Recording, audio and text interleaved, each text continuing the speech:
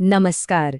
कभी सोचा है कि हमारे आसपास दिखने वाले कुछ साधारण से पौधों में हजारों साल पुराना औषधीय ज्ञान छिपा हो सकता है? आज हम बिल्कुल ऐसी ही दो आयुर्वेदिक जड़ी बूटियों के बारे में बात करने वाले हैं, बला और अतिबला। चलिए इनके रहस्यों को जानते हैं। हाँ, वही पौधे जो अक्सर हमारे आसपास यूं ही उगते रहते हैं, वो असल में सदियों पुरानी चिकित्सा की जीते जागते खजाने हैं। ये सिर्फ हरियाली नहीं, ये हमारी विरासत है। तो हमारी आज की ये जो पड़ताल है, वो आयुर्वेद की दो बहुत ही अहम जड़ी बूटियों पर है, बला और अतिबला। देखते हैं आखिर इन्हें इतनी अहमियत क्यों दी गई है। तो हमारा मकसद क्या है? सीधा सा है, प्राचीन ग्रंथों में जो इनके बारे में लिखा है उसे एकदम सरल भाषा में समझना, ताकि हम सब इन जड़ी बूटियों की असली ताकत को बेहतर तरीके से जान सकें। तो चलिए शुरुआत करते हैं बला से। आपको पता है, संस्कृत में इसका मतलब ही होता है शक्ति। सबसे पहले देखते हैं कि इसे पहचानते कैसे हैं। अच्छा, तो इसका जो साइंटिफिक नाम है वो है सिडा कॉर्डिफोलिया, और ये मालवेसी फैमिली से है। अरे वही फैमिली जिसमें कपास और भिंडी आते हैं, और अंग्रेजी में लोग इसे कंट्री मैलो कहते हैं। देखिए, पारंपरिक ग्रंथों की एक बहुत खूबसूरत बात है।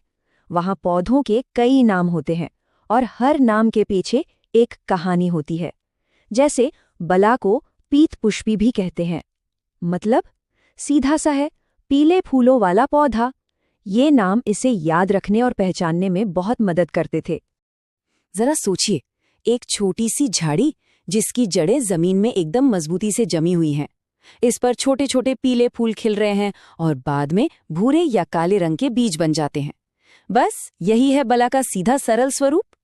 और पता है इसकी सबसे बड़ी ताकत क्या है? इसकी आसान उपलब्धता।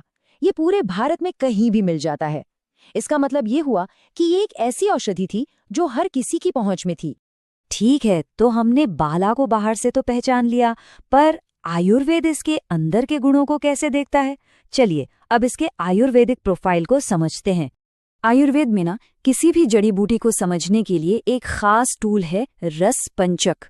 इसे आप एक तरह से उस जड़ी बूटी का न्यूट्रिशन लेबल समझ सकते हैं। यही बताता है कि वो शरीर के अंदर जाकर आखिर असर कैसा दिखाएगी। तो बला का प्रोफाइल कैसा है? इसका स्वाद है मीठा, इसकी तासीर है ठंडी, और ये शरीर को पोषण और नमी देता है। मतलब संक्षेप में कहें तो ये एक शांत करने वाली और ताकत देने वाली जड़ी बूटी है, और यही गुण तय करते हैं कि इसका इस्तेमाल कहाँ और कैसे होगा। तो इन्हीं गुणों की वजह से आयुर्वेद इसे वात और पित्त को शांत करने के लिए इस्तेमाल करता है, मतलब शरीर की एक्स्ट्रा गर्मी और रूखेपन को कम करने के लिए। ये एक बहुत ही बेहतरीन नर्व टॉनिक भी है जो नसों को ताकत देता है, और इसीलिए पक्षाघात जैसी स्थितियों में भी इसका इस्तेमाल होता है। और हाँ, शारीरिक कमजोरी को दूर करके शरीर को बल देने का काम तो ये करता ही है। चलिए अब पारंपरिक ज्ञान को जरा आधुनिक विज्ञान से जोड़कर देखते हैं। बला में जो मेन एक्टिव कंपाउंड पाया जाता है वो है एफिड्रीन। ये एक ऐसा एल्कलॉइड है जो नर्वस सिस्टम को स्टिम्युलेट करने, मतलब उत्तेजित करने के लिए जाना जाता है। अब देखिए, ये बात आयुर्वेद के नर्व टॉनिक वाले गुण से कितनी मिलती जुलती है। तो सवाल उठता है, इसका इस्तेमाल होता कैसे है? देखिए, पारंपरिक तौर पर इसकी जड़ और बीजों का इस्तेमाल होता है। इन्हें या तो काढ़ा बनाकर लिया जाता है, जिसे क्वाथ भी कहते हैं, या फिर सीधे चूर्ण के रूप में। चलिए अब मिलते हैं बला के एक और शक्तिशाली रिश्तेदार से, अतिबला। इसके तो नाम में ही इसकी खासियत छिपी है, अतिबला, मतलब बला से भी ज्यादा बल देने वाला। अब यहाँ सबसे जरूरी बात जो समझने वाली है वो ये है कि अतिबला के गुण और इस्तेमाल लगभग बला जैसे ही हैं। इसे इंडियन मैलो भी कहते हैं। असल में ये उसी औषधीय परिवार का एक और पावरफुल मेंबर है, जिसे कई बार बला के विकल्प के तौर पर भी इस्तेमाल कर लिया जाता है। हाँ, गुण भले ही एक जैसे हों, पर इसे पहचानने के तरीके थोड़े अलग हैं। इसकी पत्तियां जो हैं वो दिल के आकार की होती हैं और उनके किनारे दांतेदार होते हैं। इसके पीले फूल के बाद जो फल आता है ना, उसके ऊपर एक कंघी जैसी बड़ी अनोखी सी बनावट होती है। यही चीज इसे बला से अलग करती है।